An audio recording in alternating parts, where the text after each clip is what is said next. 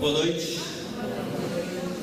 Muito bom estarmos juntos novamente, poder compartilhar do Evangelho do Senhor Jesus Cristo, poder estudar a palavra do Senhor. Sempre é bom poder estarmos juntos, reunidos em nome do Cristo, unidos em torno da palavra. Que Deus nos abençoe nesse período que vamos ter juntos, nesses 10 encontros, nessas 20 aulas sobre um panorama do Novo Testamento, falando sobre a igreja e o projeto redentor de Deus, entendendo um pouco mais como é que depois de termos estudado o Antigo Testamento, como é que no Novo Testamento agora Deus, na sua missão, nos engloba na missão que Deus tem na história. Vamos começar orando, falando com o nosso Deus, colocando diante dele as nossas vidas, colocando diante dele tudo que somos, tudo que temos, colocando a nossa existência diante dele, para que ele graciosamente possa nos abençoar. Querido Deus, amado Pai, muito obrigado a Deus porque o Senhor nos ama. Uma das evidências que o Senhor nos ama é que o Senhor se revela a nós.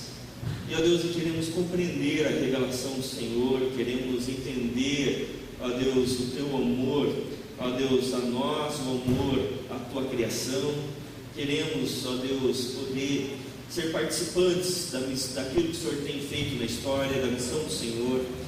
E assim, ó Deus, poder, ó Deus, cultuar o Senhor e ser gratos a Ti, ó Deus, pela manifestação da nossa gratidão na vida, gratidão por tudo aquilo que o Senhor faz em nós, e podemos, ó Deus, retribuir a Ti, ó Deus, com tudo que temos, que somos, e assim, ó Deus, colocar nossa vida diante do Senhor. Em nome de Jesus, amém. Amém. Bom, vamos lá. Para a gente começar nossos estudos aqui, no panorama do Novo Testamento, é importante a gente rever alguns pontos importantes, rever alguns pontos que são fundamentais para a nossa compreensão e a gente fazer o link, né, do Antigo para o Novo Testamento. Como é que a gente vai fazer isso? Primeiro, a gente rever aquela questão da unidade orgânica da Bíblia, né? Que é uma unidade orgânica na Escritura Sagrada. Quando a gente olha para a Bíblia e a gente fala assim, nossa, por hoje eu começo a ler, né? A Bíblia é muito difícil, né? A gente entender que há uma unidade. A Bíblia não é difícil. A Bíblia, ela tem uma unidade, ela tem uma intencionalidade da parte de Deus. Deus se revela a nós, não para que isso se torne complicado, mas para que isso se torne profundo. Por isso, quando a gente percebe a unidade orgânica, a gente percebe que a Bíblia é dividida em duas partes principais. A primeira é a criação, né? Gênesis 1 e 2. No capítulo 3 tem a queda. Gênesis 1 e 2 vai falar que Deus criou tudo perfeito, tudo era perfeitamente harmonioso. Deus criou tudo com beleza, tudo com perfeita harmonia, mas houve um problema no capítulo 3, que foi a escolha do homem em se afastar de Deus, a escolha do homem em viver fora do projeto de Deus. E aí vem o plano redentor de Deus na cruz. Gênesis 3,15 vão ter a promessa da redenção, e Hebreus 12 o projeto de Deus de restauração, né? Gênesis 3,15 que vai dizer que o filho da mulher pisaria na cabeça da serpente, e Hebreus 12 que nós cremos em Cristo Jesus, que veio e cumpriu o seu sacrifício. É por isso que nós entendemos que o Antigo e o Novo Testamento contam a mesma história. Que história? A história da redenção. E a gente vai ver isso agora de forma mais clara, né? E Gálatas 4,4 vai dizer que na plenitude do tempo Deus enviou seu Filho, nascido de mulher, nascido sob a lei, para nos resgatar.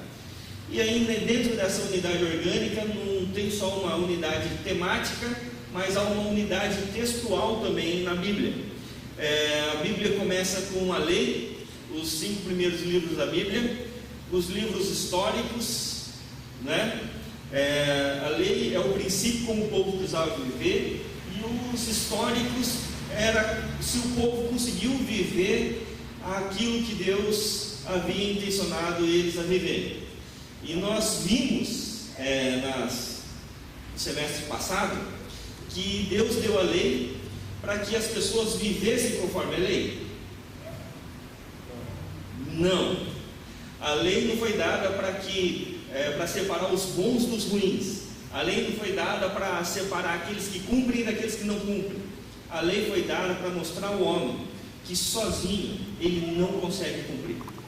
Os livros históricos vão relatar a história do povo de Israel tentando cumprir sem conseguir. Porque na maioria das vezes eles tentavam cumprir a lei por si sós, na própria força, na própria estruturação do seu conhecimento, na própria estruturação da sua religiosidade, e a religião nunca conseguiu levar ou religar o homem a Deus. E aí tem os poéticos, o livro que nós respondemos a Deus quando Deus fala conosco, e depois os proféticos, que é a denúncia de Deus com relação à religião, com relação à conduta moral, com relação à conduta da vida das pessoas. E os livros proféticos, então, eles vão ser esse livro de denúncia com relação ao presente, com consequência do futuro. E o Novo Testamento, ele vai ser o paralelo aqui do Antigo Testamento. O Antigo Testamento começa com a lei, o Novo Testamento vai começar com os evangelhos. E depois nós vamos ter o livro histórico do Novo Testamento, que vai ser Atos. Depois vamos ter as epístolas. E por fim, fechar o Novo Testamento com o Apocalipse. Então, se você perceber, há uma estrutura, uma unidade orgânica do texto da Escritura Sagrada. Porque vai começar com um princípio, um relato histórico, ou os poéticos, as cartas, e depois termina com o livro profético. Tá certo? Isso aqui a gente viu já no semestre passado, só estou recapitulando. Tá certo? Compreendido até aí? Sem dúvidas? Beleza. Aí a gente continua fazendo uma diferenciação seguinte. No Antigo Testamento havia uma diferença, porque no Antigo Testamento havia uma hermenêutica messiânica. O que isso significa?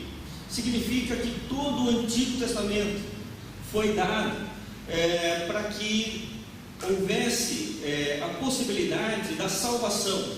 E como é que seria essa possibilidade da salvação? Através de alguém que viria assumir a culpa do homem. Quando o homem resolveu pecar, resolveu se afastar de Deus, isso trouxe uma culpa para a humanidade, uma culpa na identidade do ser humano, porque o homem pecou e agora estava afastado de Deus. Houve uma culpa com relação à terra, a terra passou a sofrer as consequências da queda, e teve também uma consequência com relação ao trabalho, à vocação. Então houve um afastamento daquilo que Deus havia planejado, e depois da queda com aquilo que era a realidade humana. Então Deus, na sua graça, na sua misericórdia, resolve manter o mundo, sustentar o mundo com sua graça, mas proveu o Messias. Em Gênesis 3,15 tem a promessa que o filho da mulher pisaria na cabeça da serpente. E todo o Antigo Testamento vai ser o desenrolar do enredo, daquilo que Deus estava planejando fazer, trazendo o Messias para a história, trazendo o Cristo para a história. Então todo o Antigo Testamento vai relatar isso. Então, se você olhar na sua Bíblia, Gênesis capítulo 1, Mateus capítulo 1, no primeiro livro do Novo Testamento, o que vai ter aí na sua Bíblia? Olha aí. Vai começar com o quê? Com o quê? Genealogia, certo? No capítulo 3 de Lucas, também vai ter a genealogia de Jesus. A genealogia de Jesus em Mateus vai começar, vai até Abraão. A genealogia de Jesus em Lucas vai até Adão, tá certo? Então, o que acontece? O Novo Testamento vai abrir contando essa história messiânica, desde Adão, passando por Abraão, até chegar no Cristo, para mostrar a intencionalidade de Deus ao longo da história, que Deus intencionalmente foi formando um povo, uma família em Abraão, um povo através da nação de Israel, até trazer o Cristo. Deus intencionalmente trazendo o Cristo ao longo da história, para o bem das nações. Deus traz o Cristo na história para o bem das nações. E no Novo Testamento? O Novo Testamento tem uma outra hermenêutica, uma hermenêutica missional. O que significa isso? Que no Antigo Testamento, Deus traz o Cristo para a história para o bem das nações, mas no Novo Testamento, Deus, por meio da sua igreja, leva o Cristo a todas as nações para o bem da história. Entendeu? Enquanto no Antigo Testamento Deus traz o Cristo na história para o bem das nações, para que houvesse a redenção, houvesse a salvação, no Novo Testamento, o Cristo agora por meio da igreja que somos nós, começando em Jerusalém, em Judéia, Samaria, até os confins da terra, nós como igreja levamos o Cristo a todas as nações para o bem da história, porque em Cristo Jesus toda a história vai ser redimida, toda a história vai ser retomada pelo governo de Deus. E aonde está esse retomar da história pelo governo de Deus? Primeiro na cruz, ressurreição, e definitivamente lá em Apocalipse, que a gente vai dar uma olhada hoje, tá certo? Então, uma hermenêutica.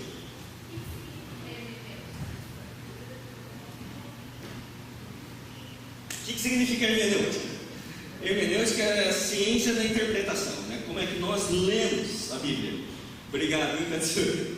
É a maneira como nós olhamos para o Antigo Testamento, a leitura como nós fazemos. A leitura do Antigo Testamento ela é mais messiânica, e a leitura que nós fazemos do Novo Testamento ela é mais missional ou missionária, tá certo? Essa é a hermenêutica, essa é a leitura que a gente faz.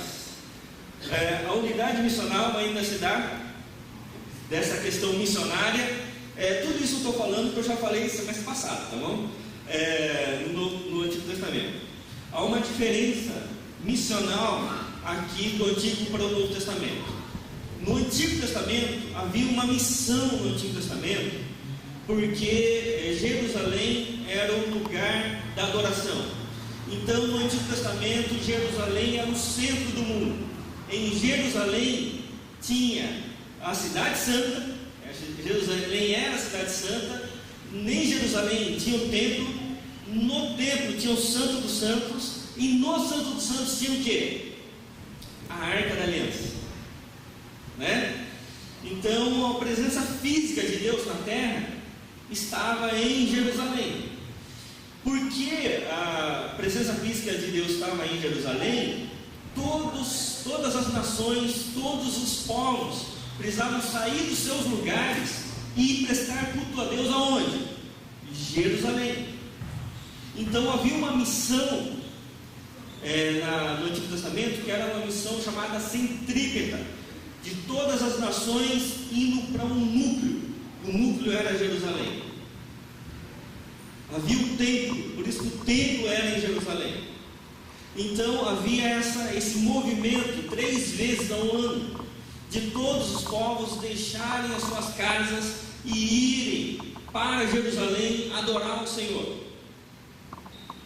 Quando chega no Novo Testamento, muda o paradigma. Por quê? Porque agora não são todos os povos dos confins da terra indo para Jerusalém adorar a Deus. Agora a missão começa em Jerusalém, passa pela Judéia, vai para Samaria e até os confins da terra. A missão não é de fora para dentro, agora é de dentro para fora. Tá certo? A missão agora se torna centrífuga. Agora o movimento é até os confins da terra. É o ídolo do Senhor. É a manifestação do envio de Deus a todas as nações. Então há uma unidade missional. A Bíblia é missional. A leitura que a gente faz da Bíblia, ela é de Deus redimir todos os povos e todas as nações para a sua glória. O que muda do Antigo e do Novo Testamento é que no Antigo Testamento havia 4 paradigmas importantes: é o culto, o clero, o templo e o sábado. No Antigo Testamento havia o culto, que havia um momento específico para adoração a Deus. No Novo Testamento não há mais esse momento específico. Hoje todo momento é o culto a Deus. Depois havia o templo. O templo era o lugar, somente naquele lugar havia culto a Deus. No Novo Testamento, em João 4, Jesus vai dizer que agora Deus procura verdadeiros adoradores que o adorem em espírito e em verdade, em todos os lugares. Antes havia o clero, que somente o clero fazia representação entre Deus e os homens. No Novo Testamento, nós somos uma comunidade de pastores ou de sacerdotes. Não há mais diferenciação entre quem é pastor e quem não é. Todos nós podemos orar, todos nós podemos invocar a Deus, todos nós podemos adorar a Deus. E antes havia um dia específico para adoração, que era o sábado. Hoje, todos os dias são consagrados ao Senhor. Então havia essa diferenciação. E o que não muda é que tudo é para a glória de Deus. Certo, pessoal? Então vamos lá. Vamos começar então revendo tudo isso, tendo esse panorama geral da Escritura Sagrada, dessa unidade orgânica, essa unidade missional na mente. Então agora a gente vai começar pelo fim, tá bom? Abra sua Bíblia aí em Apocalipse 21. A gente vai começar do final, daquilo que Deus vai fazer e restaurar, qual é o objetivo de Deus na missão, na história.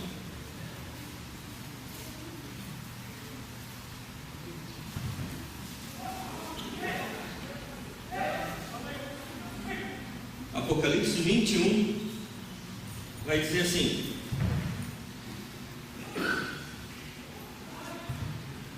então vi novos céus e nova terra, pois o primeiro céu e a primeira terra tinham passado e o mar já não existia. Vi a cidade santa, Nova Jerusalém, que descia dos céus da parte de Deus, preparada como uma noiva adornada para o seu marido. Ouvi uma forte voz que vinha do trono e dizia: agora o tabernáculo de Deus está com os homens, com os quais ele viverá, eles serão seus povos. O próprio Deus estará com eles e será o seu Deus. Ele enxugará dos seus olhos toda lágrima. Não haverá mais morte, nem tristeza, nem choro, nem dor, pois a antiga ordem já passou. Aquele que estava sentado no trono disse: estou fazendo novas todas as coisas. E acrescentou: escreva isso, pois essas palavras são verdadeiras e dignas de confiança. Amém. Quando a gente lê Apocalipse 21 e 22, a gente vai perceber que Gênesis 1 e 2, lembra que Gênesis 1 e 2 era o Shalom, a perfeição de Deus, né? E Apocalipse 21 e 22, que é a restauração de todas as coisas. Há 4 capítulos na Bíblia que não tem pecado: Gênesis 1 e 2 e Apocalipse 21 e 22. Em Gênesis 1 e 2, formação do Éden.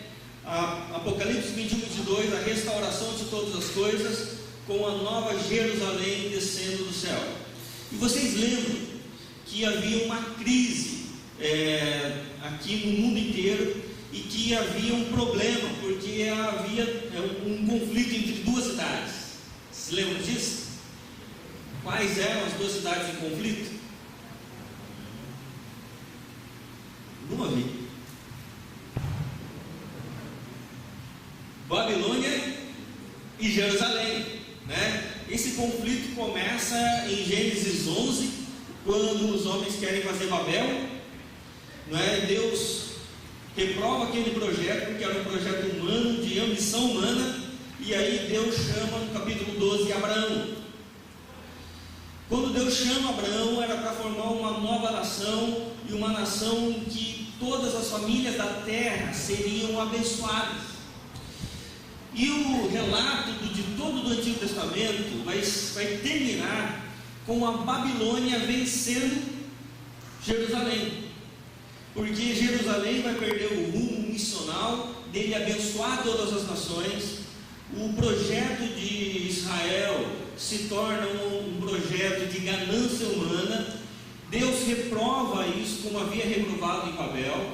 E aí Deus manda os profetas para alertar os povos, para alertar as pessoas que eles deveriam voltar-se a Deus. As pessoas matam os profetas. E aí Deus então permite que a Babilônia tomasse Jerusalém. E o Antigo Testamento vai terminar com a Babilônia vencendo Jerusalém. A Babilônia tomando poder sobre Jerusalém. E aí no Novo Testamento, Jerusalém volta à cena a partir do nascimento do Cristo. E quando todo o Antigo Testamento, todo o Novo Testamento vai se desenrolando, no final do Novo Testamento vai ter a cena da Babilônia caindo e Jerusalém prevalecendo. Se você olhar no capítulo 18 aí de Apocalipse, vai falar da queda da Babilônia. Vai falar que caiu a grande Babilônia e ela se tornou habitação de demônios e antro de todo o espírito imundo, antro de toda ave impura e detestável. E ele vai continuar dizendo: pois todas as nações beberam no vinho da fúria da sua prostituição, os reis da terra se prostituíram com ela, à custa do seu luxo excessivo, os negociantes da terra se enriqueceram.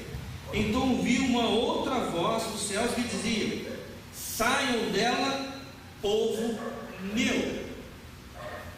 Saiam dela, povo meu. E aí vai continuar dizendo, chamando o povo de Deus para sair da Babilônia. É essa vida autocentrada, essa vida em si mesmada, essa vida de ganância excessiva, de soberba e de luxo excessivo à custa da injustiça da sociedade. E aí, a partir disso, a Babilônia cai. E aí no capítulo 21, o texto que nós lemos, vai ter a nova Jerusalém, que vai dizer assim: então vi novos céus e nova terra, pois o primeiro céu e a primeira terra tinham passado, o mar já não existia, e vi a cidade santa, a nova Jerusalém que descia dos céus, da parte de Deus, preparada como uma noiva adornada para o seu marido. E agora a nova Jerusalém vem para a terra, restaurando todas as coisas como tudo deveria ser desde o Éden. E aí a vida agora volta a ser retomada como deveria ser no Éden. De Gênesis 21, 22, na consumação, a gente volta para aquilo que era na criação. A gente volta para aquilo que era no início, como deveria ser a vida, como deveria ser a dinâmica das relações, como deveria ser agora a existência humana. Então, quando a gente percebe isso, a gente percebe algumas coisas muito importantes, e eu quero chamar atenção para três principais: a missão de Deus e a igreja missional. A missão de Deus mantém e restaura o universo. Então vi um novo céu e uma nova terra. Quando houve a queda lá no Éden, o homem experimentou, ou poderia experimentar, algo terrível, que era a vida acabar imediatamente. Porque lá em Gênesis 2, 16 e 17, quando Deus fala para o homem não comer da árvore do conhecimento do bem e do mal, Deus faz uma promessa. E qual era a promessa? Que se o homem comesse, ele certamente morreria. Ele certamente morreria. Mas quando o homem come do fruto, no instante seguinte, ele está vivo. As coisas não acabaram. Ao comer do fruto, ele simplesmente poderia ter um infarto e acabar com tudo. Por que as coisas não acabaram repentinamente? Por que as coisas não cessaram de forma imediata? Assim que o homem comeu, a vida acabar. Por que as coisas não acabaram? Porque a missão de Deus mantém e restaura o universo. Deus manteve o universo, agora não sob sua criação, mas agora sob sua redenção. Deus manteve o universo para restaurar esse universo. Quando o homem peca, ele tenta fugir de Deus. E qual que é a primeira atitude que Deus faz? Ir atrás do homem. Deus vai atrás do homem e pergunta sobre o homem. Falou assim: onde você está? Isso é graça. Por mais que eu e você, a gente possa ter pecado, falhado, errado com Deus, por mais que alguém que a gente conheça possa ter falhado com Deus, sempre há a possibilidade da restauração, porque Deus mantém, Deus sustenta o universo para restaurar todas as coisas. Nós cremos num Deus que não paga o mal com o mal. Não é um Deus que no primeiro erro do ser humano, ele manda um raio para fulminar o ser humano. Deus, ele manteve todas as coisas, e nós estamos vendo aqui Apocalipse 21, o final da história, que agora Deus estabelece novos céus e nova terra. Passou Gênesis, todo o Antigo Testamento, todo o Novo Testamento, para chegar a esse momento, Apocalipse 21, na restauração de tudo. Sabe por que Deus mantém e restaura tudo? Porque Deus nos ama. Porque Deus estabeleceu uma aliança com a humanidade. Deus estabeleceu uma aliança com a criação. E essa aliança faz com que essa relação se mantenha e seja restaurada. Vamos pensar isso na prática. A melhor forma da gente pensar isso na prática é no casamento. Certo? Então vamos lá. O que a gente coloca no dedo quando vai casar? O que a gente coloca? Uma aliança. Porque isso aqui é muito importante. Não perca a aliança, tá bom? O que é a aliança? Por que ela é de ouro e é desse formato? Porque ouro para mostrar a pureza, e ela é desse formato para que não tenha nem início nem no final, mas ela seja um sinal de eternidade.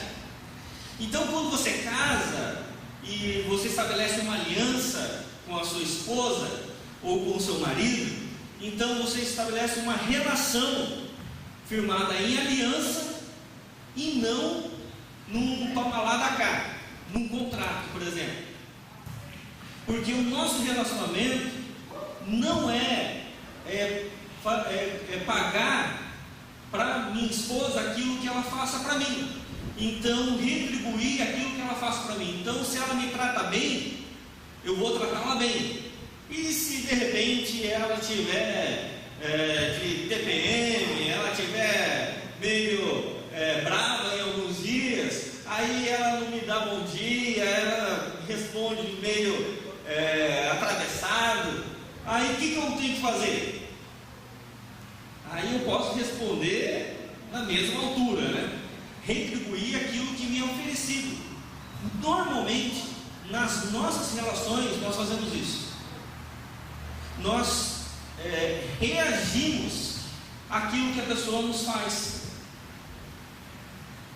Se a pessoa se ela nos trata bem, nós as tratamos bem. Se elas nos tratam com afeto, nós desenvolvemos um relacionamento de carinho. No entanto, o que Deus nos mostra é que Deus mantém e restaura o universo numa relação de aliança. Mesmo que o homem tenha feito o pior para Deus, Deus fez o melhor para o homem. Porque na relação que nós temos que desenvolver em termos de aliança, o princípio de Deus é pagar o mal com o quê? Com o bem. Mesmo que o seu inimigo fizer um mal contra você, a Bíblia fala para você fazer o que por ele? O melhor.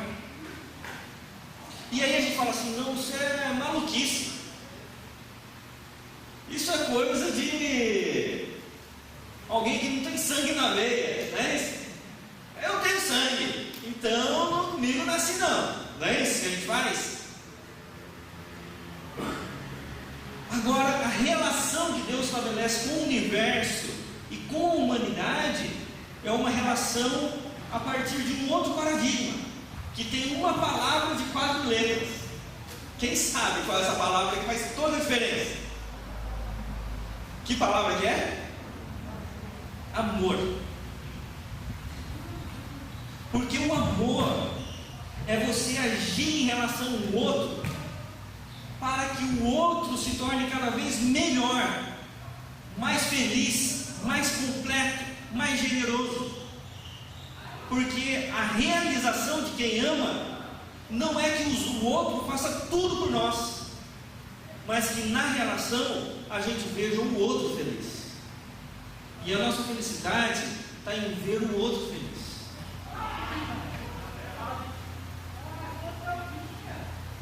Amém, irmãos?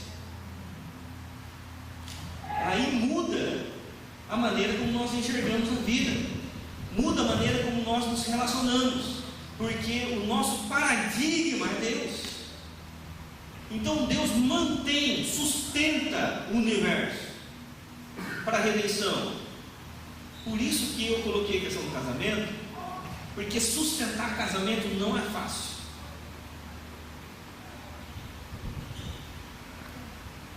Sustentar uma relação não é fácil. Não é fácil nem sustentar a relação de pai e filho. Não é fácil sustentar a relação de amizade. Não é fácil sustentar a relação de fraternidade cristã. A gente desiste no primeiro problema. Deus não. Porque Deus sustenta para a restauração. Deus sustenta não por aquilo que aconteceu no passado, mas por aquilo que pode vir a acontecer no futuro. Percebe a diferença?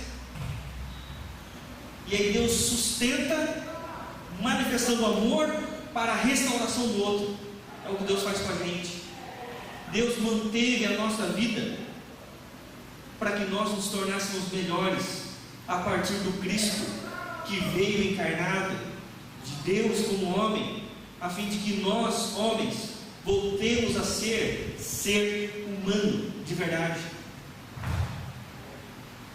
Ser humano que reflita a imagem de Deus como na criação. E aí o paradigma nosso seja amor. É por isso que a missão de Deus mantém e restaura as relações. E olha que interessante, ele vai dizer assim: agora o tabernáculo está com os homens, com os quais viverá.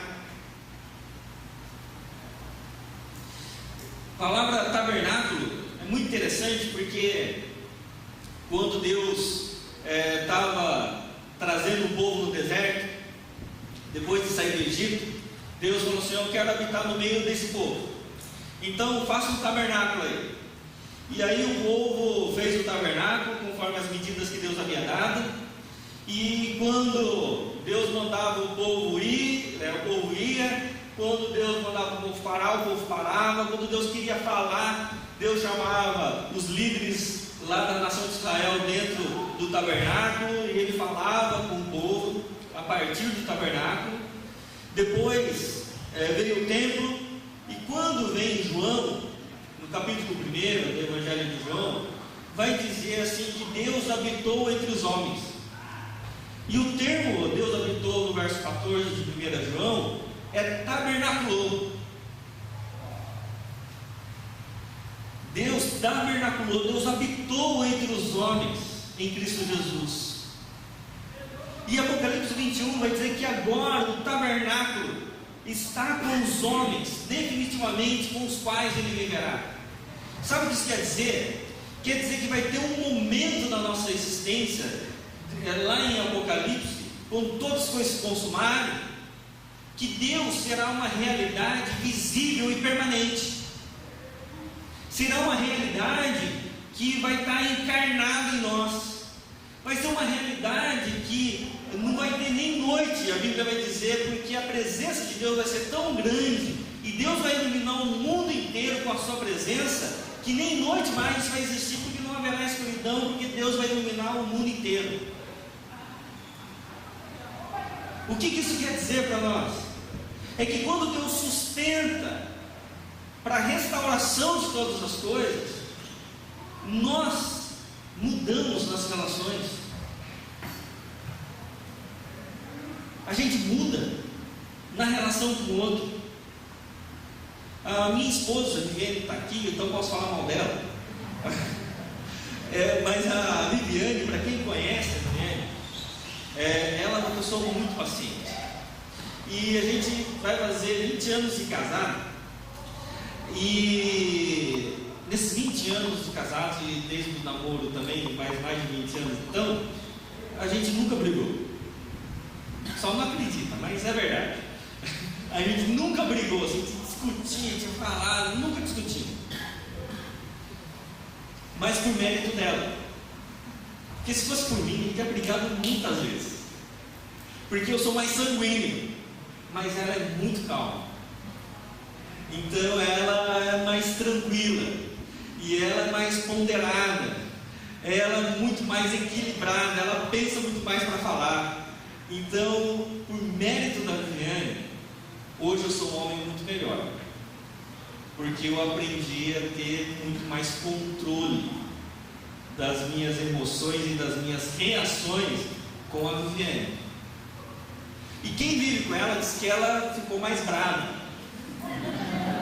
Eu não sei se eu tornei ela melhor ou pior, mas a questão é que a gente vai mudando um ao outro. Sabe por quê? Porque quando a gente sustenta um relacionamento para restauração, a gente aos poucos vai encarnando características, a gente vai aprendendo com o outro, a gente na comunidade cristã, a gente vai aprendendo no amor a reconhecer que o outro é melhor do que nós em muitas outras coisas, e a gente vai crescendo na pluralidade.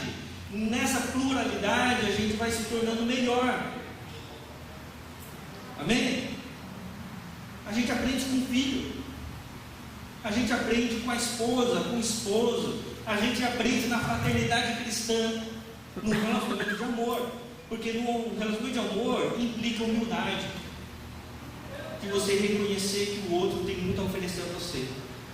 Da mesma forma como Cristo vai tabernacular conosco, vai estar junto de nós, e agora a nossa existência vai ser tão plena em Cristo Jesus, que Cristo não vai estar, não vai ser algo que a gente vai buscar, Cristo vai estar conosco. A luz de Cristo vai brilhar permanentemente. Da mesma forma deve ser nas nossas relações. A gente tem que sustentar relações, mas sustentar relações para se tornar cada vez mais prazerosas. Há alguns anos atrás, desenvolvi um encontro de casais com a minha igreja, e que o lema era o seguinte, que era casados e felizes. Porque o objetivo não é só estar casado e nem permanecer casado, é casar, permanecer casados, mas felizes. Porque por vezes a gente vê casais que casaram, fizeram opção por sustentar o casamento,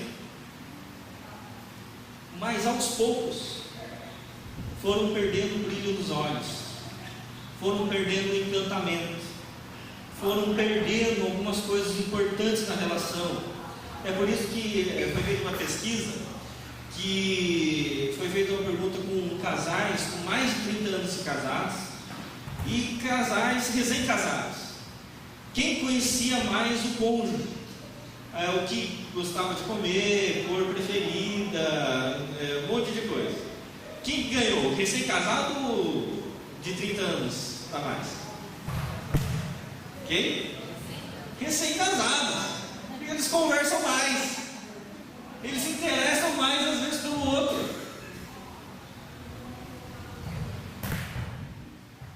Então a questão não é só casar, permanecer casado, é feliz, é olhar para o meu cônjuge e não ter a expectativa de que o meu cônjuge me faça feliz, mas eu ter a intencionalidade de eu fazer a minha esposa feliz. Eu não orar para que Deus me dê uma esposa para que ela me faça feliz, mas eu orar para que eu seja o homem que faça a minha esposa feliz.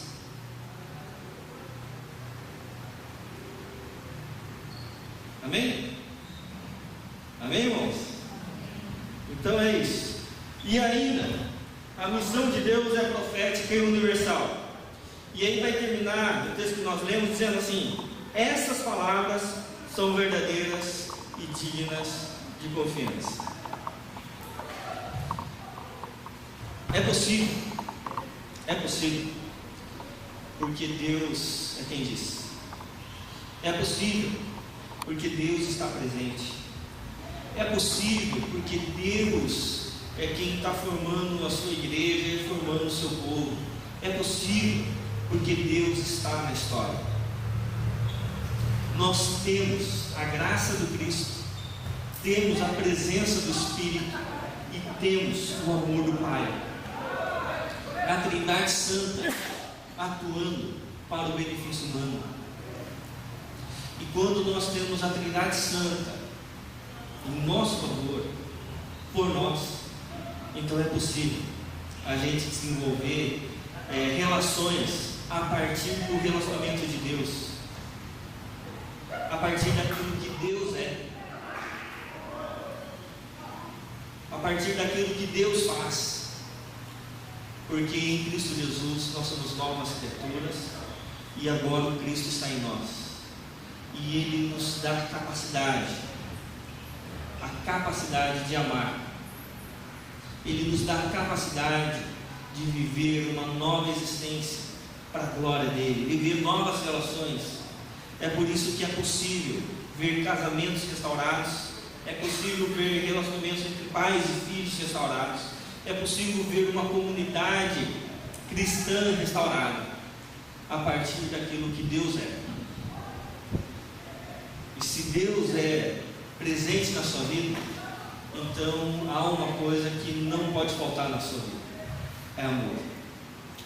Amor nos dá perseverança. Aliás, em 1 Coríntios 13, o primeiro qualitativo ali do amor é a paciência. O amor é paciente. E aí vamos dizer várias outras questões ali. A paciência, Deus vai nos dando perseverança. Nós não vamos desistindo do outro. Nós não desistimos, porque Deus é quem nos renova em benefício do outro. Amém? Que Deus assim nos abençoe. Vamos para o nosso intervalo e aí a gente continua depois com os evangelhos sinóticos. Agora está dando uma equipe aí. Está desenvolvendo. Bom, vamos lá, pessoal.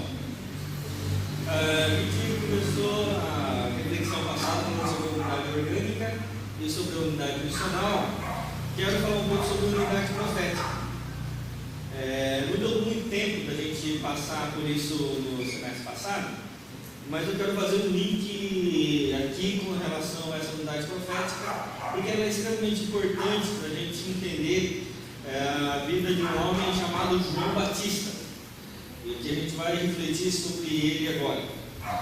Então, a unidade profética, quando Deus dá 400 anos de silêncio, lá depois da lei, Deus fez um povo, né, para que o glorificasse, lá em Gênesis 12, chamando Abraão. Depois de Abraão vem Isaac e Jacó.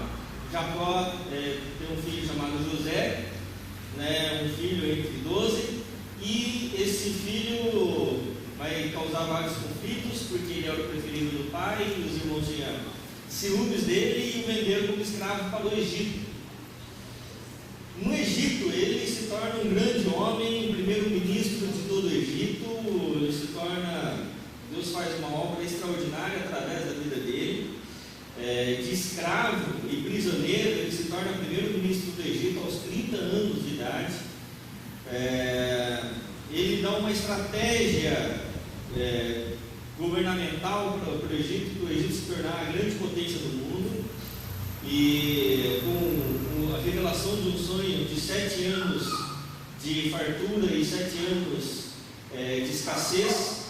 Então, nos 7 anos de bonança, ele constrói celeiros, e nos 7 anos de escassez, ele vende esse cereal para o mundo inteiro, e o Egito então se torna a grande potência do mundo. E depois disso, ele traz os seus irmãos e o seu pai para junto de si e começa a morar no Egito. Só que era, biblicamente, com relação à missão de Deus, era para eles viverem lá 5 anos no Egito até passar fome, e depois eles retornariam para a terra que Deus deu, ao projeto de Deus. Porque o projeto de Deus era Canaã. Ok? Só que, porque agora eles eram família do primeiro-ministro do Egito, eles tinham tudo que um governo poderia dar. Eles tinham um sítio num lugar chamado Atibaia, e reformaram o sítio inteiro deles. Esse negócio assim, sabe?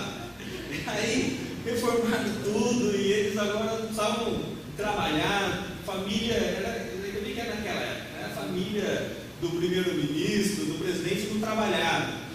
E aí passaram a viver lá e ficaram lá 400 anos. 400 anos. E aí, nesse período, não se ouve a voz de Deus. Há um período de silêncio, 400 anos. E aí Deus então manda Moisés como um grande libertador.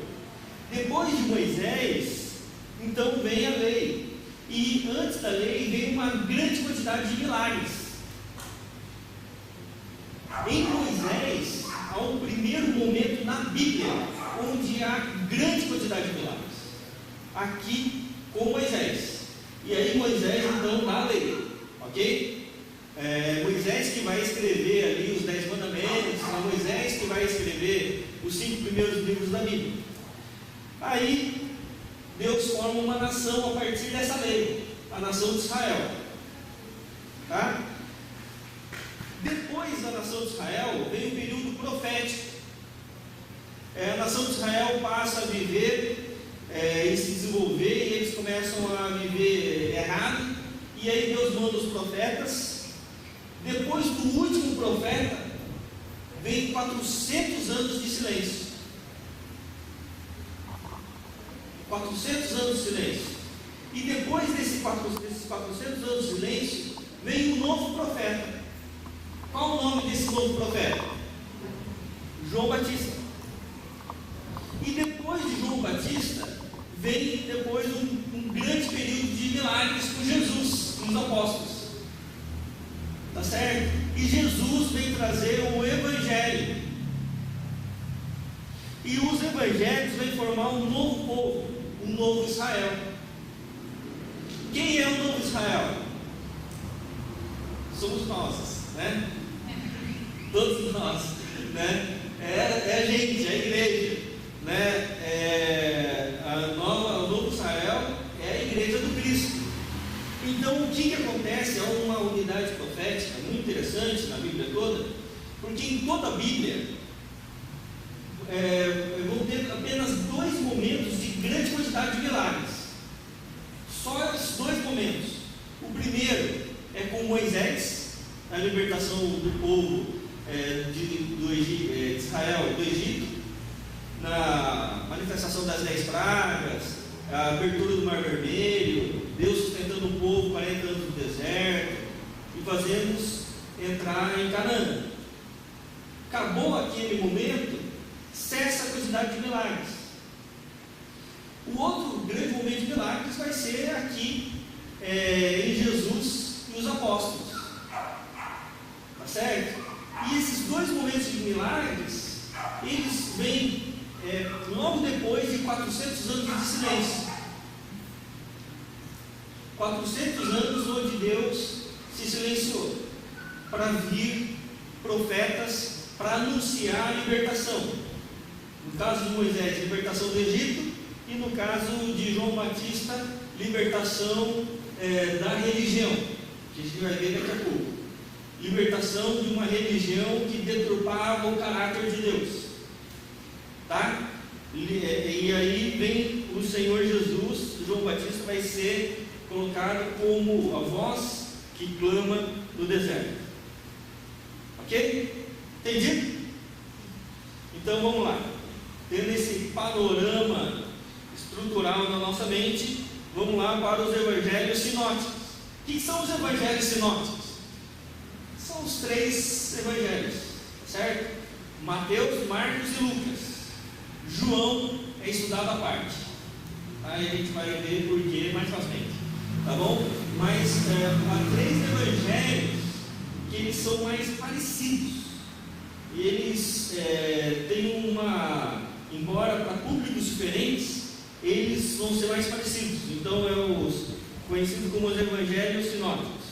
E eu quero que você abra essa Bíblia em Lucas, no capítulo 3, e nós vamos ler um trecho a partir do verso 1, que a gente vai falar agora de João Batista. Capítulo 3 de Lucas.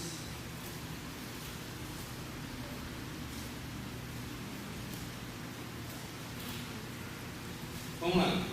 No 15º ano do reinado de Tibério César, quando Pôncio Pilatos era governador da Judéia, Herodes, tetrarca da Galiléia, seu irmão Filipe, tetrarca da Itureia e Traconites, Elisânias, tetrarca de Abilene, Anás e Caifás exerciam o sumo sacerdócio. Foi nesse ano que veio a palavra do Senhor a João, filho de Zacarias, no deserto. Ele percorreu toda a região próxima ao Jordão, pregando um batismo de arrependimento para o perdão de pecados. Como está escrito no livro das palavras de Isaías, o profeta: voz do que clama no deserto, preparem o caminho para o Senhor, façam veredas retas para ele. Todo vale será terrado, e todas as montanhas e colinas niveladas, as estradas tortuosas serão endireitadas, os caminhos acidentados aplanados, e toda a humanidade verá a salvação de Deus. Vamos continuar. Diz assim, verso 7: João dizia às multidões que saiam para serem batizadas por ele. Raça de víboras, quem lhes deu a ideia de fugir da ira que se aproxima? Deem frutos que mostram arrependimento, e não comecem a dizer a si mesmos: Abraão é nosso pai. Pois eu lhes digo que destas pedras Deus pode fazer surgir filhos a Abraão. O machado está posto à raiz das árvores, e toda árvore que não der bom fruto será cortada e lançada ao fogo. Amém.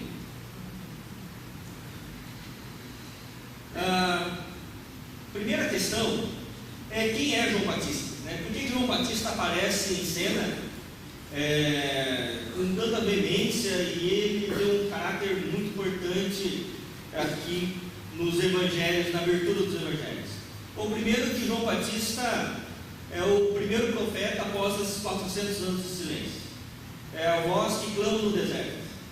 E profeta, como nós vimos no curso passado, profeta não é aquele que adivinha o futuro. Profeta é aquele que faz uma denúncia no presente com repercussão no futuro. Então o profeta é motivado e é chamado por Deus para fazer uma denúncia. E quando Deus chama o João Batista, ele vai dizer aqui que o João Batista, ele tinha algumas características importantes. Aí em Lucas, no capítulo 1, abra aí, Lucas capítulo 1, depois da introdução aí até o verso 4, no verso 5 vai dizer quem é o João Batista. Vai dizer assim: no tempo de Herodes, rei da Judéia, havia um sacerdote chamado Zacarias, que pertencia ao grupo sacerdotal de Abias. Isabel, sua mulher, também era descendente de Arão. Ambos eram justos aos olhos de Deus, obedecendo de modo irrepreensível a todos os mandamentos e preceitos do Senhor. Mas eles não tinham filhos, porque Isabel era estéril e ambos eram de idade avançada. E aí depois vai contar o relato da gravidez de Isabel e de que maneira Zacarias é surpreendido com a gravidez. E havia alguns critérios, por exemplo, para que alguns cargos na religião judaica, eles tinham que cumprir com algumas questões importantes, principalmente genealógicas. Uma delas, e a mais importante, era o sumo sacerdócio. Então, está acabando ali, era o sumo sacerdócio.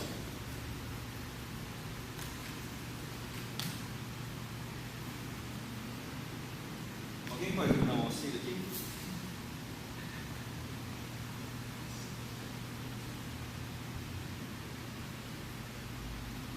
Então vamos lá.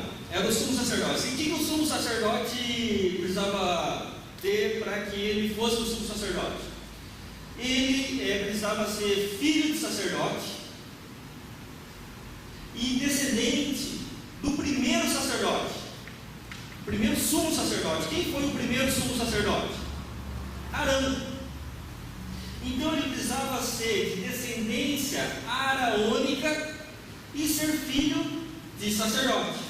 E quem que cumpria esses critérios naquela região, naquele momento? Só João Batista.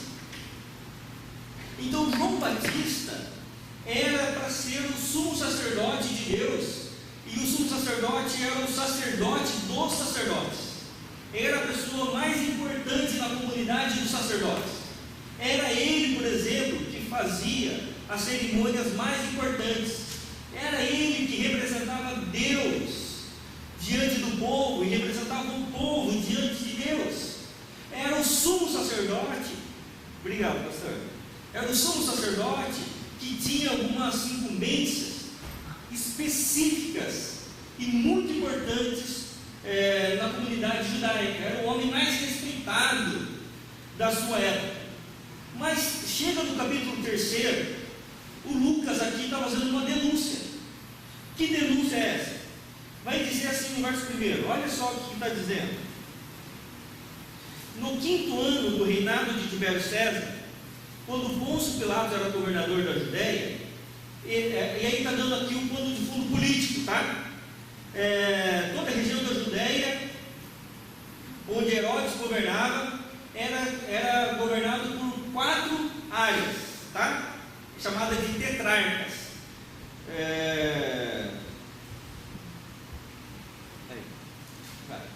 Tetrarcas.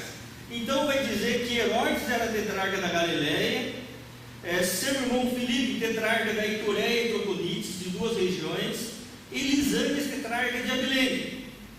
Então aqui eram os governadores, o panorama político da Judéia. E aí vai dizer o panorama religioso. E vai dizer assim: Anás e Caifás exerciam o sumo sacerdócio. E aqui há um problema, porque aqui é uma denúncia. Por quê? Porque se é sumo sacerdote, pode ter quantos? Um, certo? Mas aqui está dizendo que Anás e Caifás eram sumos sacerdotes. E aqui não eram 2, eram 6. Porque Anás era um daqueles políticos populistas, e que ele foi colocando para sumo sacerdote seus filhos. Já viu isso, não? E aí acabaram os filhos, ele tinha uma filha, e a filha era casada com um cara chamado Caifás, e ele colocou o genro também de sumo sacerdote, e virou uma bagunça religiosa. E agora essa questão religiosa de colocar sumo sacerdote não estava mais sob a rege da nação judia. Por quê? Porque a nação judia estava debaixo do governo romano. Então, para colocar o homem mais importante na religião judaica, era consultado também o poder romano, o poder político. E agora tinha se instalado. Pode ser, não tem problema. Acho que acabou.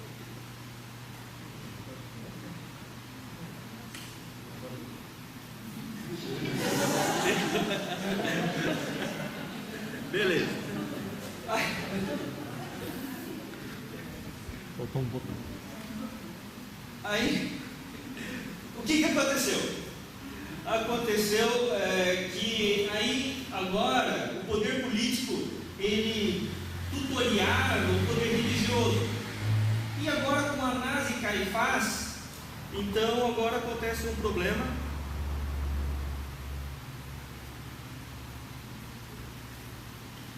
Acontece um problema, e que o problema agora é que o sumo sacerdote de Deus deveria ser quem?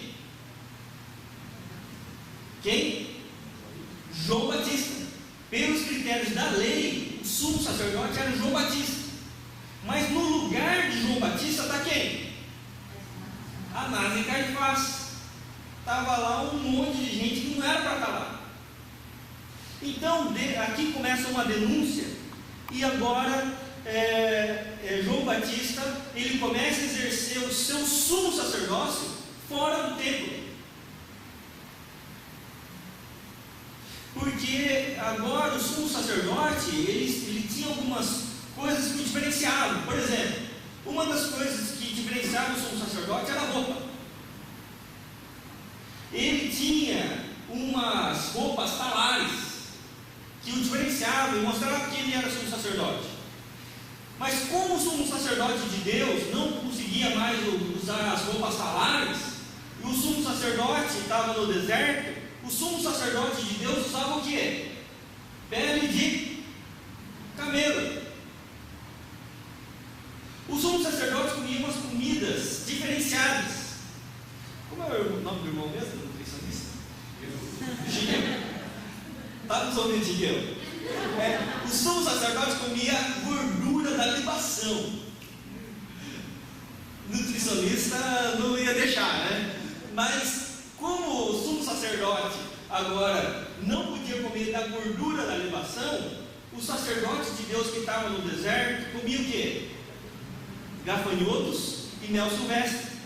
O próprio estilo de vida do João Batista já era uma denúncia à religião da sua época, porque a religião da sua época havia se vendido ao poder financeiro, político e militar, e agora a religião havia se pervertido. E agora os sumos sacerdotes não eram sumos sacerdotes de Deus, porque o sumo sacerdote de Deus não estava dentro do templo, o sumo sacerdote de Deus estava fora do templo.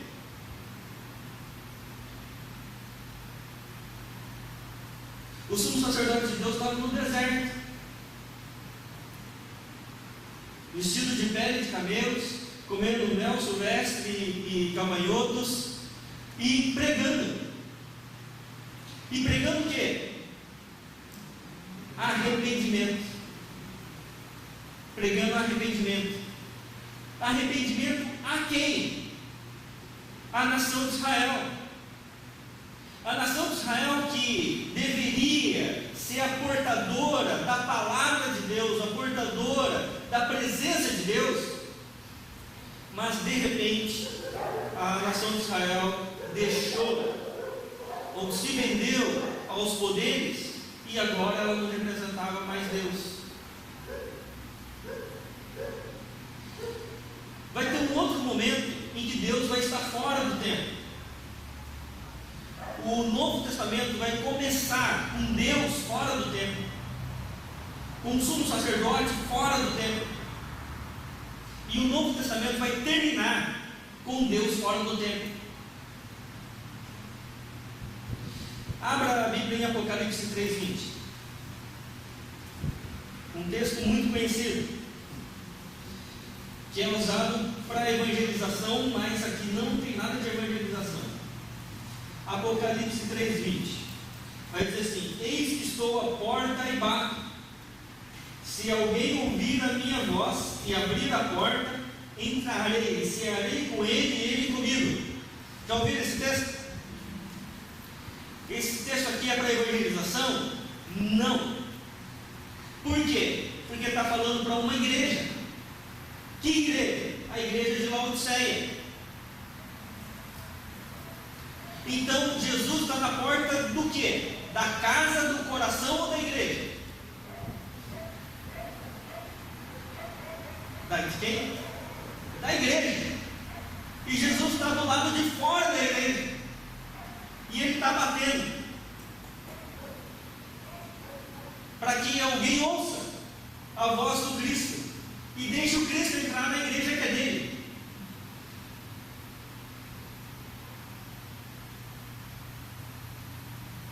E o Cristo aqui está batendo na porta e chamando as pessoas para quê?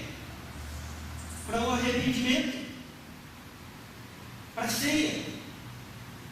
Seja o nosso reconhecimento dos nossos erros, do nosso pecado, e o reconhecimento que só a salvação está só em Jesus Cristo.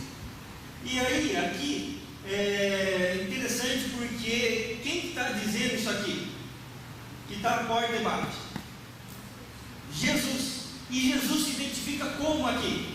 Olha só o que diz o verso 14: ao anjo da igreja em Laodiceia escreva: essas são as palavras de quem? Do Amém. Amém não é uma palavra para a gente terminar a oração. Vocês lembram? Amém é o quê? É uma pessoa. Essas são as palavras do Amém, a testemunha fiel e verdadeira, o soberano da criação de Deus.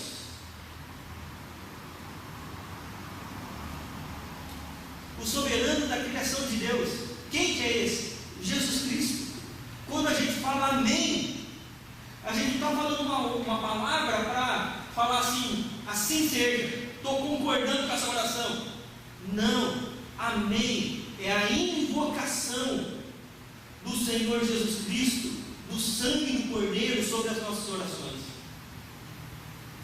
É invocação, não confirmação. Ok? E aí, Jesus, que é o amém, a invocação das nossas orações está fora da igreja. Então as pessoas de dentro da igreja estão orando para quem? Não sei. Estão orando para alguém. O que eles estão fazendo dentro da igreja se fora Jesus está lá? Sabe o que as pessoas estão fazendo dentro da igreja? Mornidão. Por quê? Porque o texto aqui vai continuar dizendo que é para a gente ser frio ou quente. É melhor ser frio ou ser quente, mas que a gente não pode ser morno. levar a vida cristã de forma morna, de forma opaca.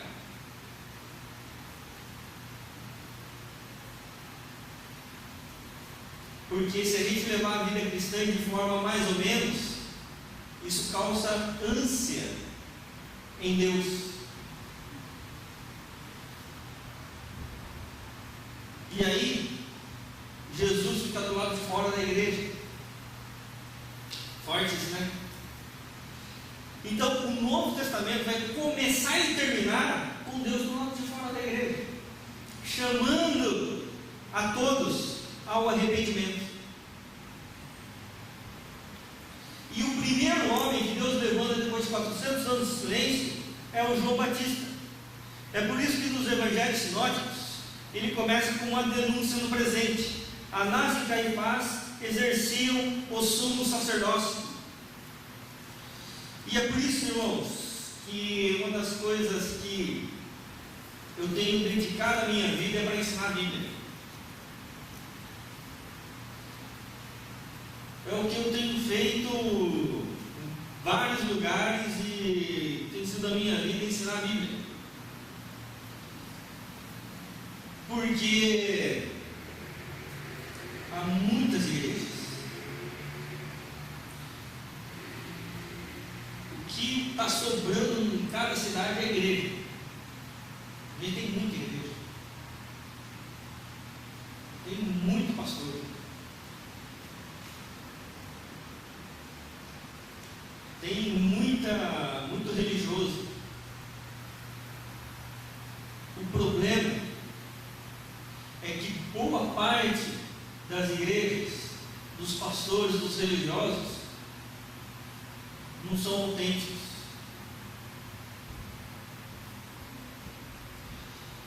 Não conhecem a Escritura Sagrada e nem o Deus da Escritura. Vivem uma vida que eles chegam à igreja para querer as coisas que Deus pode oferecer, mas não querer o caráter que Deus quer que eles tenham. Religião sem caráter é um sistema manipulatório. E um sistema manipulatório ou para questão política, como sempre foi na história, a religião sendo usada como manobra de manipulação do povo para apoiar os sistemas ditatoriais ao longo da história, ou como a gente vê na nossa contemporaneidade, um sistema manipulatório para tirar dinheiro do povo. Porque as pessoas querem ir atrás de um Deus que possa oferecer as coisas para ela, mas não querem ir atrás de um Deus que possa mudar o caráter delas.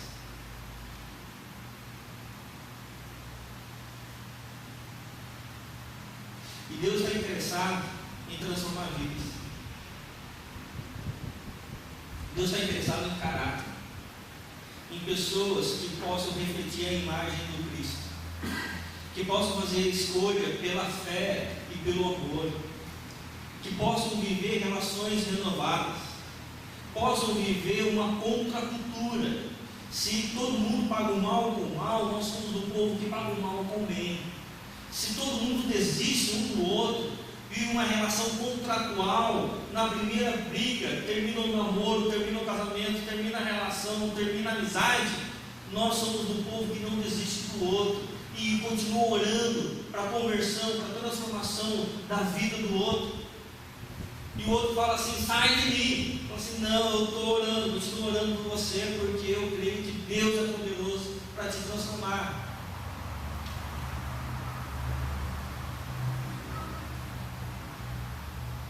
É por isso que Jesus, aqui em João Batista, eles vão fazer uma denúncia no presente, e a denúncia era religiosa. A religião havia perdido o seu rumo e o seu caráter. E ele diz: é necessário que a gente viva uma vida que tenha frutos dignos de arrependimento. frutos de uma verdadeira transformação.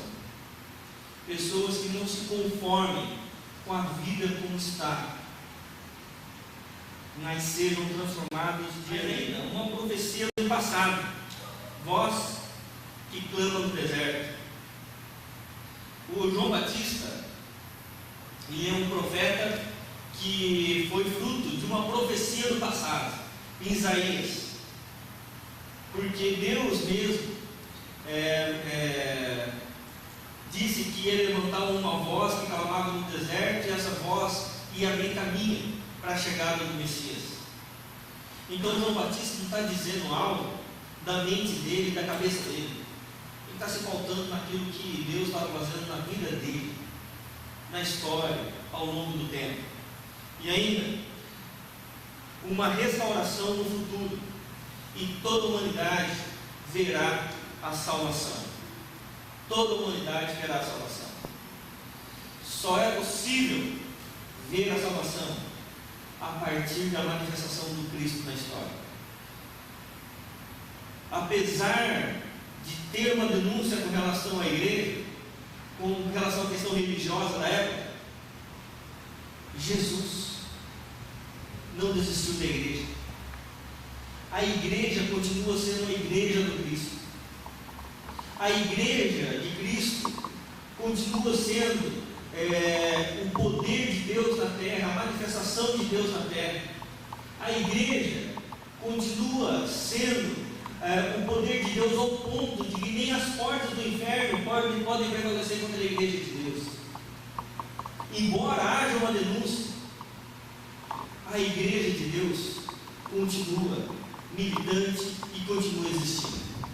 O que a gente precisa entender é onde está a igreja de Deus. Onde está a igreja do Cristo? Onde está a igreja do Cristo que se reúne para estudar a Bíblia como a gente está estudando? Porque onde eu tenho ido, muitas vezes eu ouço assim: se a gente fizer um curso de Bíblia, aparece 10. Mas se fizer uma campanha das bênçãos, aparece 1000. Não é isso? É isso? Então, uma das manifestações claras onde uma igreja é igreja de verdade é onde é um povo que continua e que tem prazer na palavra do Senhor, em serem transformados pela palavra para viverem o caráter do Cristo, para viverem a realidade de Deus. É por isso que eu gosto muito de pregar em igrejas e dar aula e estudos em igrejas.